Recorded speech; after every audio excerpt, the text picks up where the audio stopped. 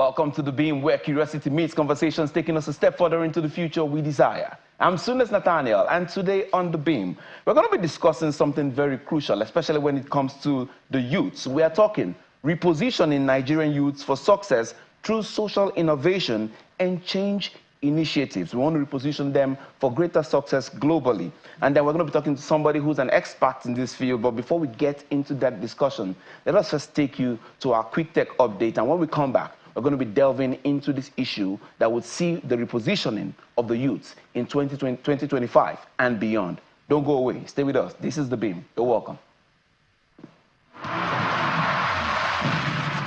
Hello and welcome. Here is a quick tech update for the week. The federal government will cover 50% of the $2 billion required for Nigeria's 90,000-kilometer fiber project. Now, this is according to Bosun Tijani, the Minister of Communications. This will be backed by loans and private investment. The initiative aims to increase internet penetration to 70% and reduce costs by 60%, with construction to start at the second quarter of 2025.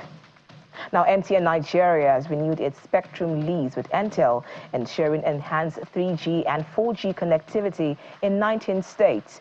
Effective May 2025, the agreement includes a 2-year extension for key spectrums, advancing network capacity and coverage to meet growing data demand and improve service quality nationwide.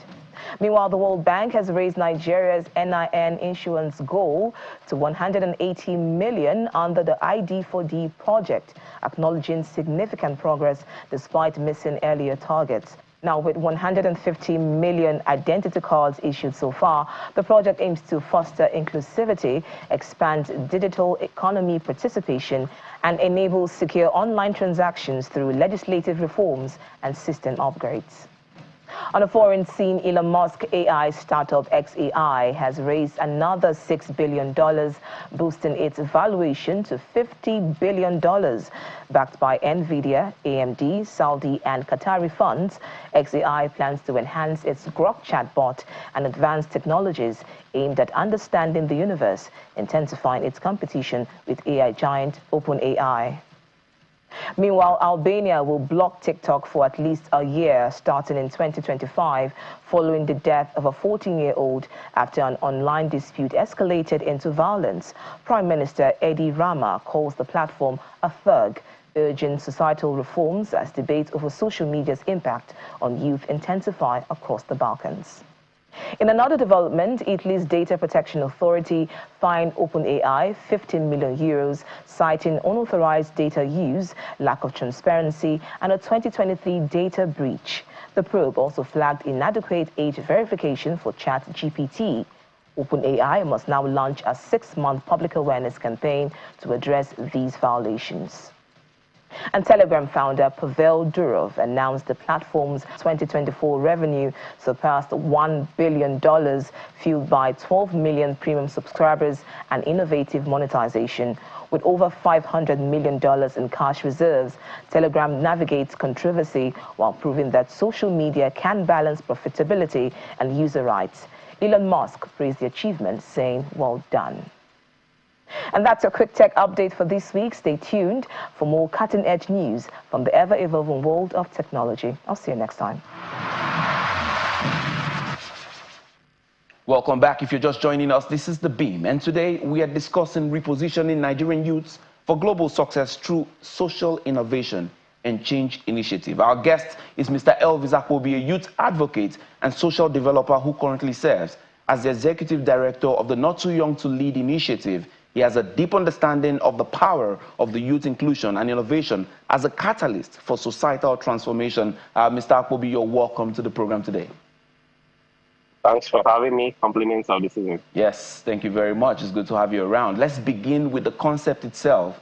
Social innovation. It has become like a buzzword lately, you know. And then the question is, what does it mean in the Nigerian context? Okay, if you agree with me, the currency of our generation today, unlike that of our parents' generation, had to do with certifications. But that of our generation today talks about innovation, invention, and all that. Innovation simply means using advanced technology to solve societal problems. And if you agree with me today, are plagued with a lot of societal problems. And the Nigeria youths are blessed with that potential to, solve these problems. Amidst the bleakness we face, but still changing the narrative, you see the likes of, you see people. I was in the last UN SDG award in Rome, and I saw Nigerians changing the narrative despite the environment we find ourselves. So for me, it's just simply about, using innovation to solve societal problems and societal and environmental problems. Okay, I think that's a very good foundation laid. And given the sheer talent of our creative young minds, here in Nigeria, the question then becomes, how can we, make it a mainstream thing to use social innovation and change programs in that essence to make sure that we have youths who are employed and youths who are really, doing great things in the society from the local to the global stage? Okay, for me, it has to do with, I forgot to mention that I'm a graduate of course 49 from the National Institute of Policy and Strategic Studies, PSLC, and I was told that everything rises and falls on leadership, and good policies makes better society. For me, it's just about betting better policies and initiatives that encourage young people, which makes up a larger population of the populace today, engaging them, growing on their potentials to solve societal problems in Nigeria. And charity, they say, begins at home. I'm a proud Deltan.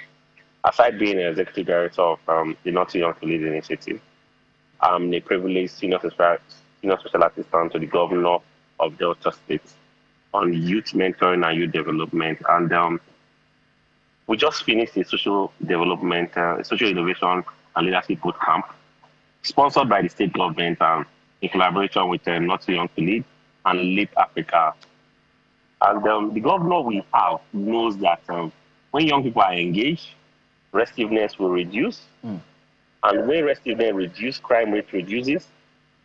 And when crime rate reduces, you find out that development takes place. So for me, at the moment, social innovation is key towards having a peaceful and sustainable environment in our country, Nigeria, and for me, Africa at large. All right, I want you to speak to that. I mean, there are several reports that suggest that Governor Sheriff Oborewi, if I got that right, Oborewi is somebody who has really taken keen interest to the youths. And like you said, that program just finished recently. The question then becomes, what has really been achieved right now? Using Delta as maybe, the test ground. What has really been achieved, and how can we scale it up, to the national, such that the Nigerian youth is not left out in the progress that we want to see, especially when we're going into the digital economy?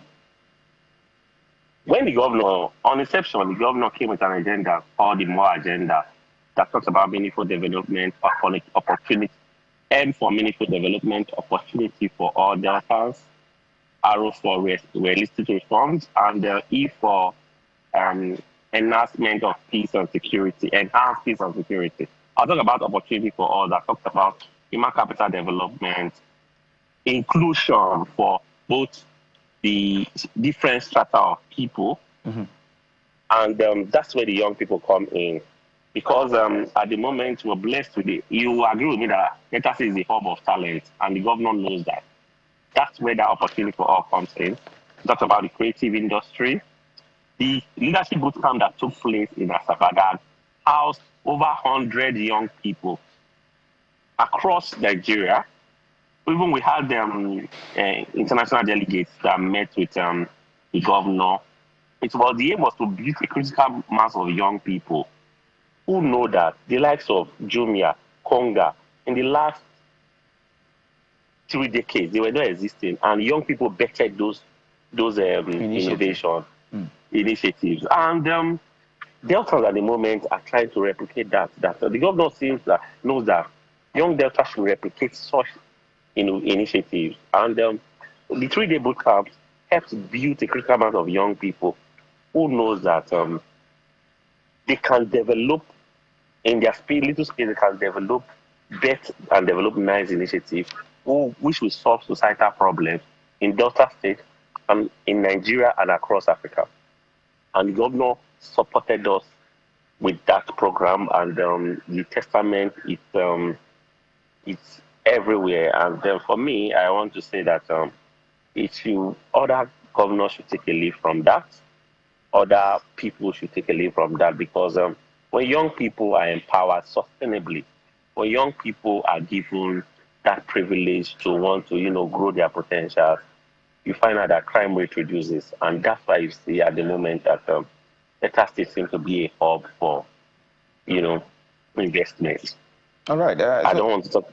I wanted to quickly comment because recently you were honored by the Canadian Parliament for youth development, your youth development strides across Africa. And the question is, initiatives like what you're talking about, they sound very fantastic, but the scale, to get them scaled, they face challenges of corruption, What are the sustainable solutions that you would propose to overcome those obstacles that can see those beautiful initiatives stunted and not get to full bloom? Okay. For me, God has... I count myself a unique Nigerian, a privileged Nigerian, because what I have on my head, it takes a lot to make to reality. And aside that, the fact that I'm blessed to be a Deltan, we're blessed with a youth-centric governor that supports most of these initiatives. Despite I have a mentee, Dr. Hilary Obi-Gebulem, who supports me behind the scenes to make sure this initiative comes into reality. The thing is, I face challenges mostly from monetary challenges. I face challenges mostly from bureaucracies where you put concept notes into write-up and moving it from one place to the other. But the fact remains that no one promised me ease as a person. And most of the delays we face, most of the hiccup I face as a young person today, I'm no longer a youth, I'm a young person, I'm above 35. Most of those hiccups I face today, it's going to be a story to inspire the next generation that you can't get it easy. If it was easy, everybody would do it. But what I will see this opportunity to amplify is to tell every government official that we need to put pen to paper to bet initiatives that will develop societal problems, initiatives that will develop Delta State, Nigeria, and Africa, that it's good. In every society is a young person blessed to provide solutions to that society. Every government official, every parastatal, every business parastatal being catalyze those initiatives to make those things become a reality. Because sometimes we often post our success stories on social media, but behind those success stories are hidden battles, which for me, I feel sharing them in global platforms help to inspire people that we live in an endless world of possibilities. All right. As a take home from what the initiative you guys just launched and the stuff you guys just recently did in Delta State, I would ask, what are some of those things you guys have planned that you think will now really boost the young people from Delta State and then, just go into the nation directly? Okay. Like I will always say that we're blessed with a governor who knows that when young people are given access to the tools they need to live their dreams, families will grow, society will develop, and crime rate will reduce. For me, ahead of I've glanced through the budget, and the budget that is for 2025 for Delta State is a budget that is in sync with developing young people, which fall into the opportunity for all Delta. We talked about inclusivity for both. Aside appointment of young people, we talked about supporting artisans, supporting traders and all that, engaging young people on ICT. The job pressure just launched a program on ICT, which should train young people on plumbing and all that. The Ministry of Youth Development launched a program so that we engage young people.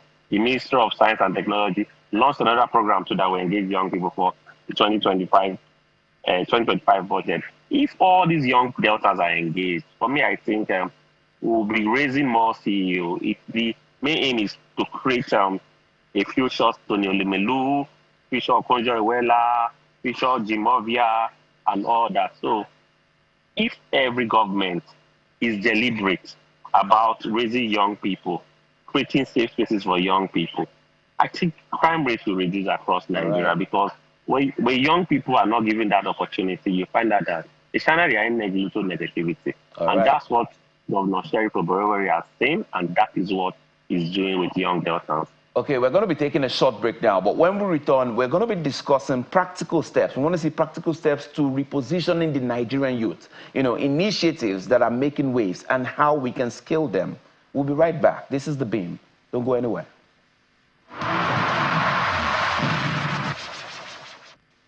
All right, welcome back to The Beam, and we've been discussing the transformative power of social innovation in repositioning Nigerian youth for global success. Mr. Akwobi has been with us, and I want to put him on the spot quickly. You see, President Tinubu is also saying he's very keen about the youth. I want you to first say, what is your assessment? You've been there, confab for the youth, you have been there. What is your assessment of what he has done with the youth in the little time he's been in office, or within the space of time he's been in office? And what do you project to see in the new year and beyond?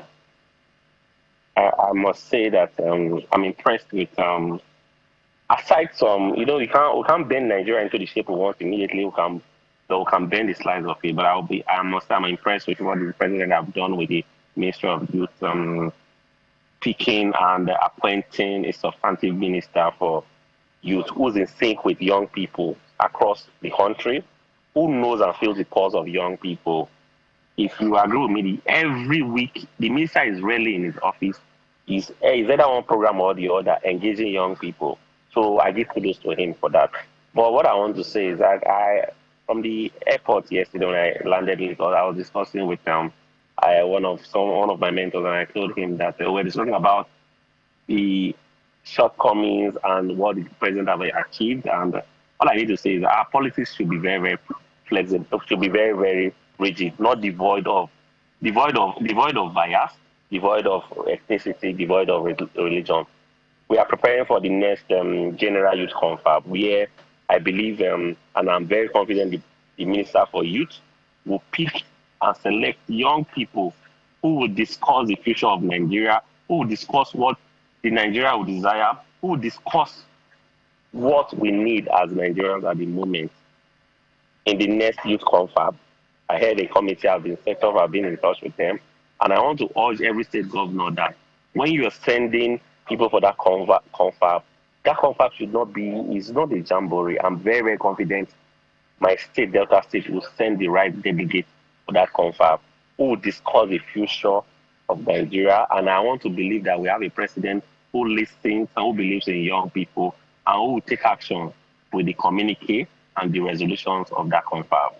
If there was one thing, in projecting, if there was one thing you wanted to see come out of that confab, if there was one thing, what would you like to see? If there was something you needed to change, like instantly change, what would you see? Or like one very key thing. I see a policy where I see that confab coming out with a resolution where I don't need to know anybody. If I graduate with a good certification, I'll get a job.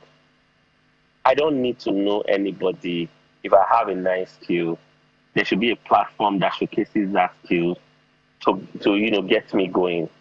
I want a situation where Nigerians don't need to escape Nigeria to get a better life. Because at the moment, the Western world is growing on the potentials of young Nigerians. Yeah. When I know that we are blessed as Nigerians with potentials and we can develop Nigerians. When I see people, when I go abroad and I see a working system, I know it's people that make up systems. And I know to make the right policies, Nigerians will make up a working system for Nigeria. That's what I'm looking forward to. Yeah, I think that's brilliant. I think that's something that I'm hoping that those who are watching, those in authority, are listening, because this has to change in the new year and beyond. That's what the youths are clamoring for. Now, basically, I was going to ask you, one of those things when we speak like this is that there's a disconnect, there's a recurring disconnect between the government and the realities of the youth. I wanted you to use Delta State again as just like an example. How does the governor there breach that disconnect between the government and the youths, and how can we scale this up to ensure that what the people think, like that's the older people, what's the government think that the youth needs is not different from what the youth really need? Because when that happens, you realize they say, hey, the performance is not there. Yeah, oftentimes every state becomes of advantage when you have a governor who knows and feels the pulse of young people, who has been in the position of young people. if you give someone, let me give you an example. In our state, we are blessed with a governor that who have grown through the ranks of an SA, SSA, becoming a special advisor, becoming a speaker. He knows what the youth, the street, what the average youth in the street, on the street needs. And his policies is in sync with what the average youth on the street needs.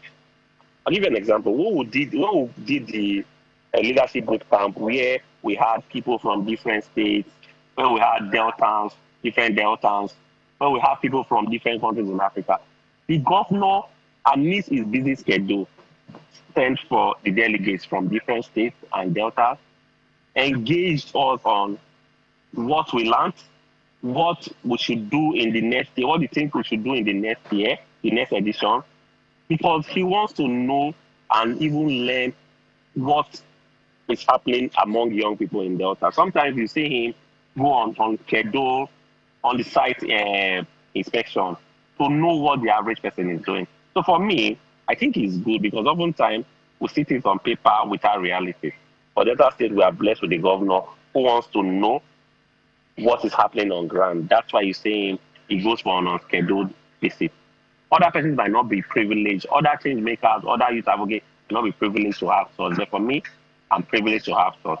I think every governor in Nigeria should take a leaf from what the governor of Delta State is doing with young people. I can assure you with that, crime rate will reduce. And when crime rate reduces, communities, cities will develop. In Warri, there used to be a shadow of itself. We have, it's a construction site. Warri and Oyo City, there used to be a shadow of itself. It's a construction site today, courtesy of the incumbent governor. So for me, if you feel this is not embellishment, if you ask people, they will tell you that they are blessed with a youth-centric governor. All right. Who wants to give young people safe spaces to live their dream? Who is building the next emerging leaders in this country? His EXCO is overwhelmed with young people. Okay. From the Commissioner for Environment. I know you can always go on, but I want us to quickly wrap up because of our time. I know you have really given us a hint of what you guys are experiencing in Delta State, and it's really, really heartwarming to hear it from you as somebody who is in the youth space. Now, in just tiny seconds, 1 second, what would you do to encourage the youth? Like, what words can you encourage you in just a few seconds? What I want to say is, I'm currently in Lagos, and I'm overwhelmed with what I'm seeing in Lagos. These things are not rocket sciences. I must commend the governor of Lagos State. But one thing is to having ideas. One thing is to be open to, accommodate ideas. Do you understand? I must commend the governor of Lagos State. I must commend the president of Nigeria. All right. It's not easy. Leadership is not easy. Thank you. If we have better citizenry, we will have good leadership. Let's support the government. All right. Thank you, Mr. Agobi. I think we're going to stop there because our time is very fast. Who are giving privilege for appointments to be open to ideas? Okay, I want you to say that again. Please say that again. Let young people say that again. Let government officials who are given privilege for appointments to be open to ideas, because it's ideas that will bet reality. All right. And when these ideas are implemented, Nigerians will be happy. All right. Thank you very much for coming on the program. I must thank you. Thank you. Thank you for having me. All right. We're going to be leaving you now with our top 5 videos of the week. I'm Sunes Nathaniel, and this has been The Beam. Do not forget, stay curious, stay informed, stay engaged, and God bless Nigeria. See you next time.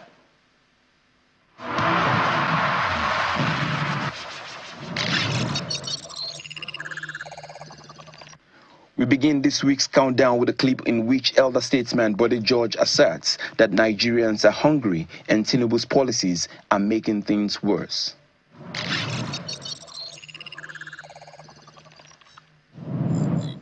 Next on the countdown is a video from PoliticsToday where the issues of Farotimi's release and President Tinubu's media chart were brought to the fore.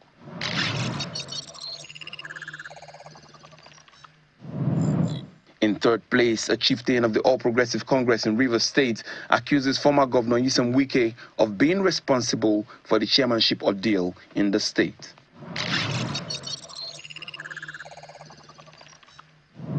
In second place, we see ex-minister Uju Kennedy Ohanenye asserts that she has no regrets with regards to how she did her duties while in office. Okay, from the little knowledge of things that I know, I have never seen any positive move as I'm seeing now.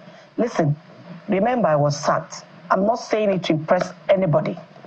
I'm just telling you because I've been very passionate about how things should move in the country. And I have never seen anything as positive as I am seeing right now.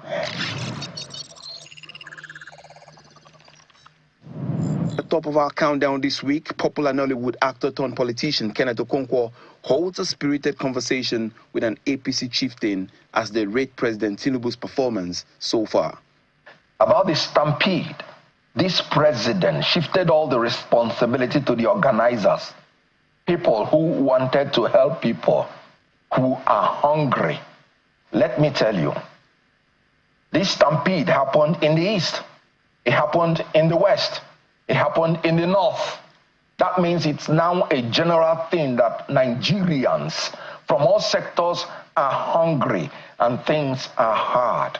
That's it on our countdown today. Join us next week for more.